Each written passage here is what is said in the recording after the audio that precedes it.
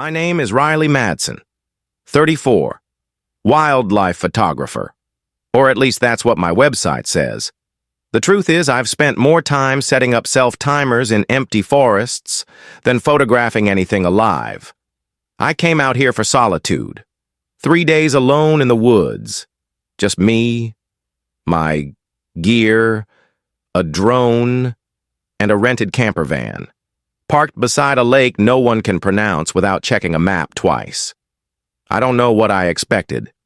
Maybe I thought the silence would inspire me again. Or maybe I just needed to disappear for a while, without telling anyone. The road here was unmarked.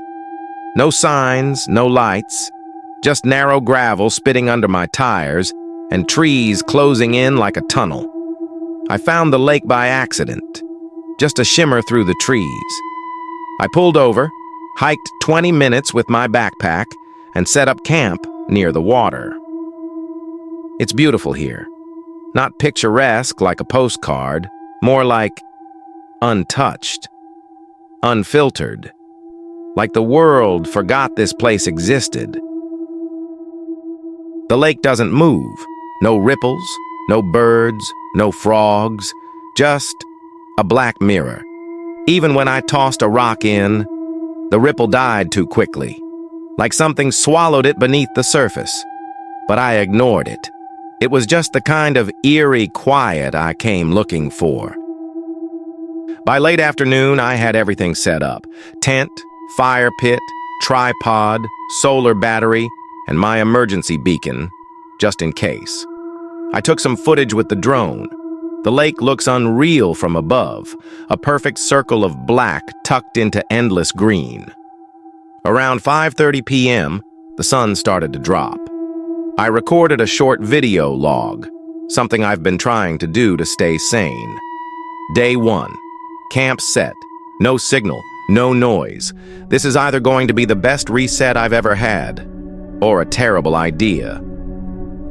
Then, I made instant noodles and sat on a log, watching the sky turn orange behind the trees. That night, I lay in my tent with my camera beside me, listening. No wind, no owls, not even my heartbeat, it seemed. Just stillness. And then, just before I fell asleep, I heard something. One splash. Not big, not frantic, just a plunk, like someone had stepped into the water. I told myself it was a branch falling, but branches don't wade, and I didn't sleep after that. I woke up to cold, not the kind that seeps through your sleeping bag. This was different, like the kind of cold you feel when someone walks past your grave. I checked my watch. 3:42 a.m. That's when I noticed the red blinking light on my camera. It was off. I always leave it recording overnight. Motion triggered. Wide angle, full battery. But now, it was off. And the battery was drained. I checked the backup. Same thing. Completely dead. That didn't make sense. I pulled out my voice recorder. Old school, analog, dependable. It had been recording. I scrolled back to 3 a.m. expecting silence. But there was something. It started around 3:06, a faint rustling. Then, a whisper. Not words, not human. Just breath. Like someone exhaling, right beside the mic. Then the recorder cut out. Nothing until 3:42. Exactly 36 minutes. Gone. I stood outside my tent, looking at the lake. Still black, still unmoving, but something felt different. The trees across the water, they weren't the same shape, not quite, and the ground under my feet was damp. My boots were wet, but it hadn't rained. Back in the tent, I checked the drone footage. The clip from yesterday ended normally, but the final frame, just before it cut to black, showed something standing at the tree line. Blurry, tall, no detail. but it was there. I didn't save the file. I don't know why. I just shut everything down and sat there for a long time. Then I wrote this down in my journal. Something is wrong here. Time doesn't feel right, and I think the woods are watching me. I didn't sleep at all the second night. The wind had picked up, not wildly, but enough to rustle the trees in a way that sounded like whispers. I sat in my tent, with the zipper half open, camera in hand, recording audio into my phone. 1 hour, 2, 3. Still, nothing. Then, around 3:15 a.m., I heard it. Not with my ears, at first. It was buried in the background noise, static, wind, crackling leaves.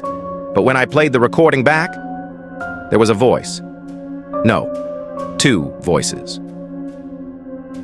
One of them was definitely mine, tired, mumbled, almost sleep-talking. But the other voice was clear, calm, like someone was sitting right beside the mic.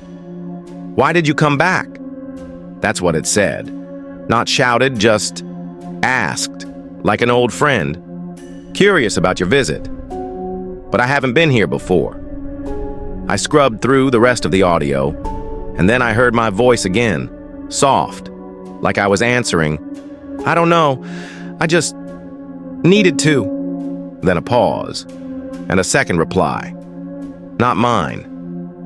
A different voice, slightly distorted, like it was underwater. "You've been here before. You just don't remember."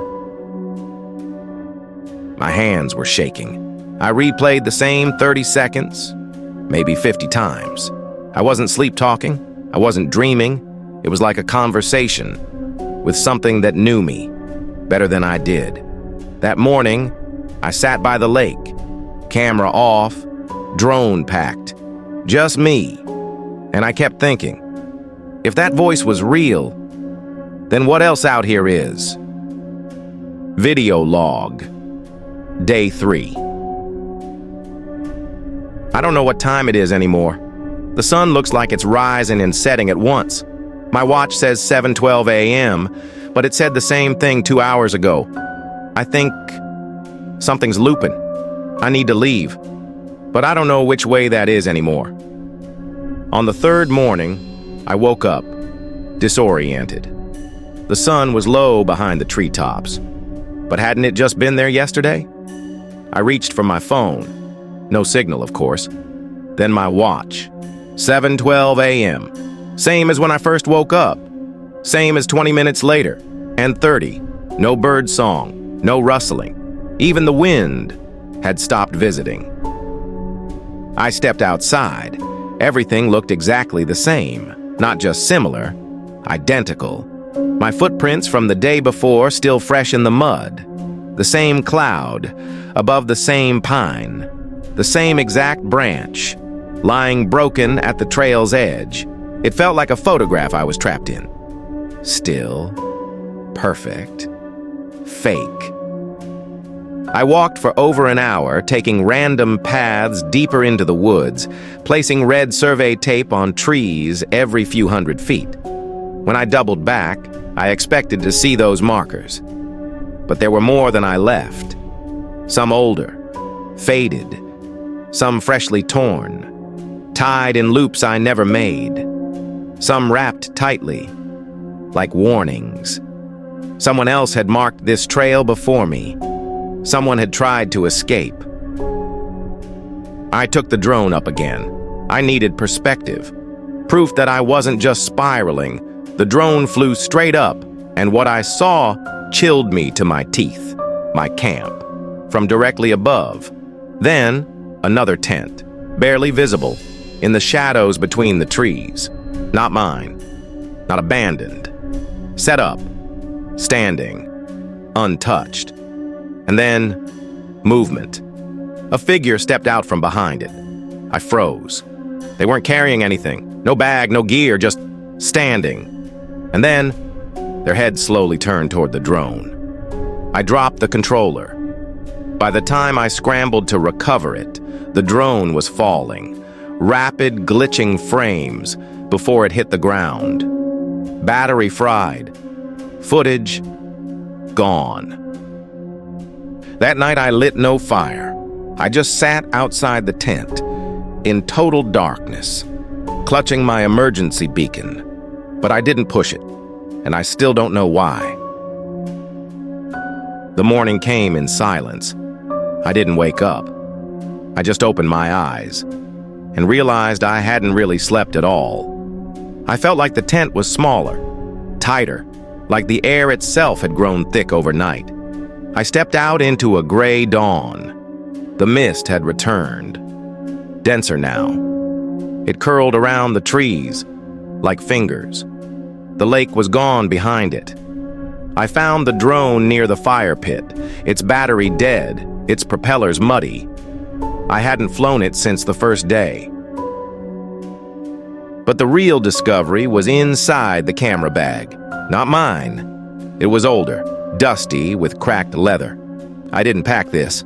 I never owned a tape recorder. But there it was, inside. A small black high 8 tape with white letters scribbled across it. "Don't watch this!" My hands shook. I didn't press play. Not immediately. Instead, I turned the tape over in my hands. There were fingerprints on it, small, smudged, like someone with wet hands had handled it.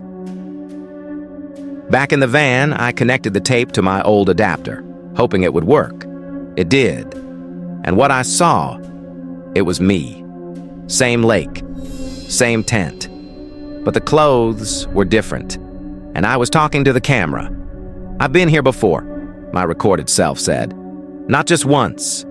Every time I leave, I end up right back here. I don't know how long I've been looping this, but I remember now. The lake always takes something. And then, static, loud, abrasive, and one final frame. The camera's view falls sideways into the dirt. A shadow crosses it. A hand reaches down, not mine. The last sound, a long, shrill whistle. Not human, not possible, just piercing. And then silence again. But this time, it wasn't peaceful. It was final. Darkness whispers, and eerie echoes answers. True horror stories, paranormal encounters, and mysterious disappearances, all in one place. If you sleep with the lights on, this channel was made for you. Don't forget to like, subscribe, and turn on notifications. Because here, at Eerie Echoes, real fear doesn't let you sleep.